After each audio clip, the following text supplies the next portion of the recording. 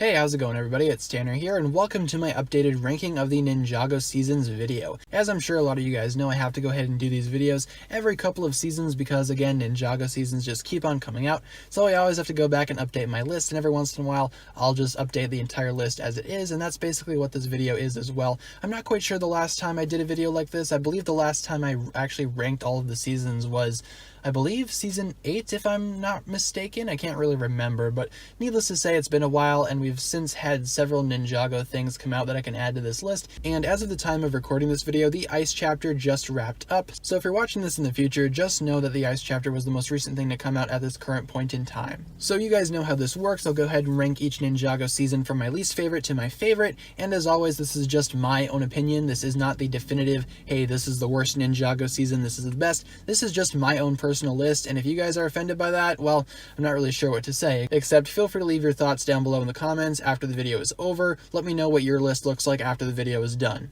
So that being said, let's go ahead and jump right into it. Here is my updated ranking of the Ninjago seasons. In last place, we have Day of the Departed. My least favorite Ninjago anything is Day of the Departed. Not really too keen on this one, honestly. Day of the Departed, it was a cool concept, and I've said that in the past before. It's a great concept with great villains and a great idea, but it just kind of fell flat. Master Yang isn't really impressive too much. Cole's story, while it is cool, really doesn't, I guess, tackle his character too well, in my opinion, and there definitely is a lot more room to actually grow this season moving forward. Again, I know someone's going to say, oh, Day of the Departed isn't a season, why is it on this list? Well, because a lot of people treat Day of the Departed as a Ninjago season, and for the purposes of this video, it is one. So that's why it's on my list, and why it's at the bottom, well, I kind of already explained that. It's not really too great in my opinion, and it definitely could have been a lot better. Next up on the list is the Season 11 Fire Chapter. That's right, one of the most recent Ninjago entries makes it at the bottom of the list, and again, like Day of the Departed, I'm aware that the Season 11 story is one solid season, but for the purposes of this video, we are splitting up the Fire Chapter and the Ice Chapter, just because they were presented as two completely separate stories, and again, if you have an issue with that, well, I don't really know what to tell you, but let's go ahead and talk about why the Fire Chapter is close to the bottom of this list.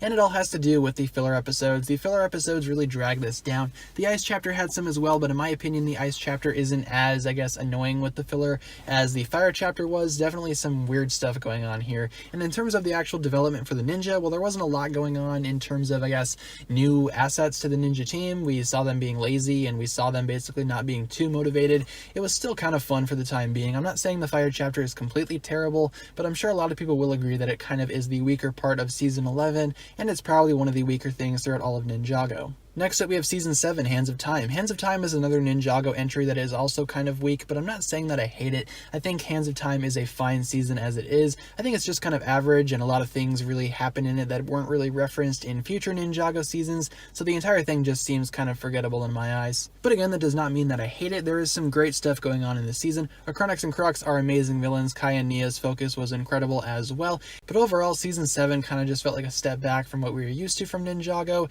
and that's why it's close to the bottom of the list. Next up, we have Season 2 of Ninjago, entitled Legacy of the Green Ninja, and this season kind of has a little bit of a divide, at least in my opinion. The first half of the season is kind of weak and forgettable, with a lot of the episodes being comprised mainly of filler, but the second half of the season is so much fun, and it actually features the final battle, which is still one of my favorite things about the entirety of the series. The only reason why Season 2 isn't higher on the list is simply because of that first half weighing it down. It has a lot of potential, and the actual final battle episodes probably should have been its own season, but as it stands, they're really not. They're all part of one continuous season, unfortunately, and that first half kind of weighs down this entire season. But I still think the second half of Season 2 is one of the better things to actually come out of the series. Next up, we have the pilot episodes. Of course, this is the first time that we actually saw the Ninjago Ninja in action, and the pilots, in my opinion, were certainly a fun way to actually kickstart the series. We got introduced to all four of the ninja, including Master Wu and Nia, but the 4-center ninja was where it was at. Each ninja was different, each ninja was unique, and each ninja had a certain,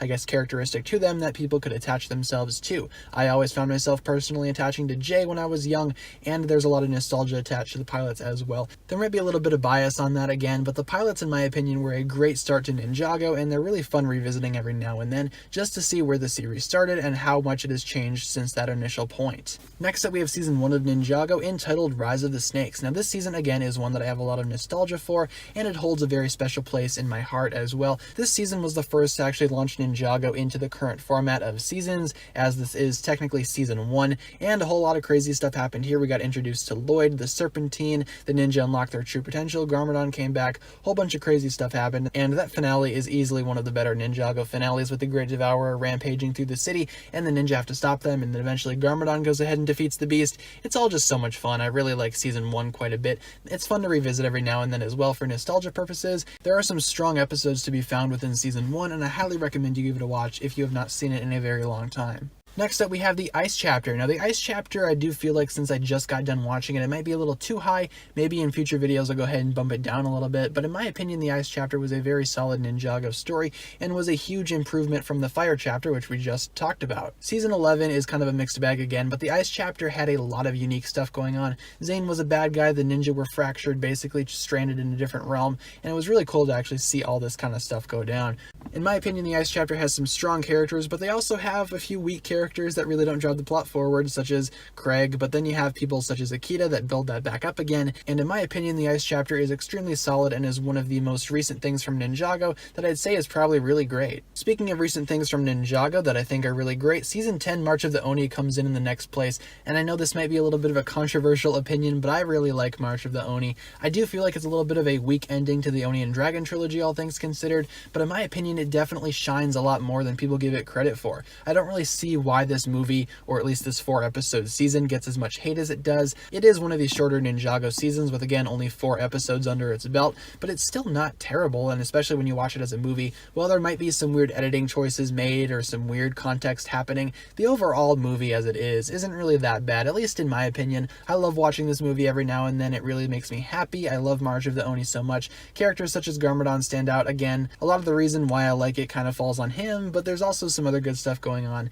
and I understand that there's some mixed things that fans have to say about it, but in my opinion, it's certainly really, really good. Next up, we have Season 6 of Ninjago, otherwise known as Skybound. Now, Skybound, again, came immediately after Season 5, and Skybound was really, really cool. I love Skybound a lot. Jay being a focused ninja I thought might not have worked at first, but he definitely carries the entire season, especially after the majority of the ninja disappear out of the show for a little bit, and Jay is the only one left. He drives the plot forward, and I never really thought that he could be a main character, but he proved me wrong with this season. Season 6 is very, very good. I love it quite a bit. Definitely some great stuff happening, including the villain Nadakon is definitely one of the better Ninjago villains that we've seen, and overall Season 6 holds a very special place in my heart as well as one of the better Ninjago seasons out there. I really do like Season 6 Skybound quite a bit. Next up, we have Season 9, otherwise known as Ninjago Hunted. Now, Hunted is an interesting, season because it picks up immediately after Season 8 leaves off and sees the ninja again fractured in a very interesting place. Half of the ninja are basically in the first realm, while the other few ninja are still in Ninjago,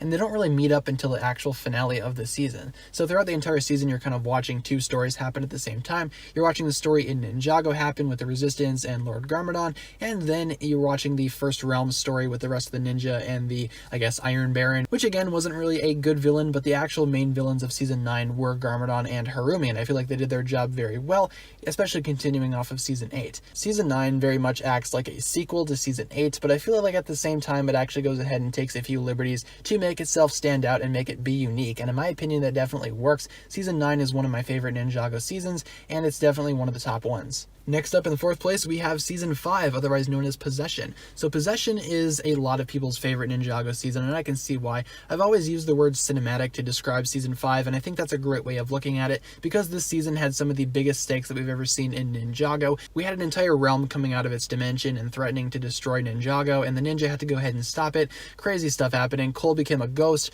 Nia became a water ninja. This season definitely paved the way for many things to come moving forward, and again, a lot of people do enjoy Season 5 enough to put it as their favorite season. And while I do enjoy Possession myself, and there's not really a whole lot going against it, it's not really my favorite Ninjago season. I still love it though, love it enough to put it in 4th place. Next up in 3rd place, we have, ironically, Season 3 of Ninjago, otherwise known as Rebooted. Now, Rebooted is kind of an interesting season as well, considering how it is only 8 episodes long, but in those 8 episodes, Rebooted really shines as something individual, and it definitely shines as its own season. Zane is the focused ninja this go around, and I feel like he was the perfect choice to go ahead and actually make as a center ninja for this season, because, again, the season's all about technology and all that kind of stuff, and the Overlord returns as a villain from Season 2, and in some weird way, I feel like the Overlord is a lot better in this season. I'm not really sure how everybody else feels about that, but I feel like, in general, the Overlord was a much more intimidating villain than what he was in Season 2, and again, Zane being the actual main character, I wasn't really sure of at first, similar to how I felt about Jay being the center of Skybound, but Zane definitely holds his own, and this season, in my opinion, boosted Zane up even further than what he was before, and kind of made himself a little more recognizable amongst the Ninjago fanbase. Definitely a standout season for sure, and it's my third favorite Ninjago season of all time. Next up, we have Season 8, Sons of Garmadon in the runner-up spot. Sons of Garmadon is so much fun. I recently just rewatched a lot of it, and it's really, really good. Written by Dan and Kevin Hageman, this season is insanely cool, with so many callbacks and so many references to older Ninjago, and it also matures the ninja as well. Again, kind of a controversial opinion considering how this is the season that changed the ninja's looks for good, but in my opinion it was definitely worth it. These new looks shine so much in this new season. Season 8 definitely made the most of those new designs, and it sort of gave the season its own unique identity. When you compare it to other Ninjago seasons, there's not really a lot that says that, hey, Sons of Garmadon is a carbon copy of, this season or that season, because it stands out on its own as something unique. I will say I think they tried a little too hard to go ahead and revert back to older Ninjago stuff. I mean, Garmadon is back now as the main villain, and while he didn't really have that much of a villainous presence in Season 8 as much as he did in Season 9, he definitely carries a lot of the story on his own throughout this entire season. A lot of the story revolves around him, and I could definitely see why. Sons of Garmadon also introduced several new villains, including Harumi and the rest of the gang, and those villains are already insanely awesome, like I said earlier. So much fun going on in this season, and the season is actually written extremely well. This is easily some of my favorite writing going on in Ninjago, with great character moments and a great story to actually support that. Definitely a very solid season in my own opinion. And last up here we have Season 4 in the #1 spot, still not changed from my previous Ninjago listings. I still love Tournament of Elements. Tournament of Elements is easily, in my opinion, one of the best Ninjago seasons, if not, of course, the best one. So many good choices being made here, so much mystery revolving around Zane and Chen and everything else. The ninja are taken off their island and brought into a new world, and the tournament itself is really cool. We see new elemental masters, the world is built up even further because of that, and so much more about the history of Ninjago was revealed in this season in addition to all of that. It just made the season so much fun to watch.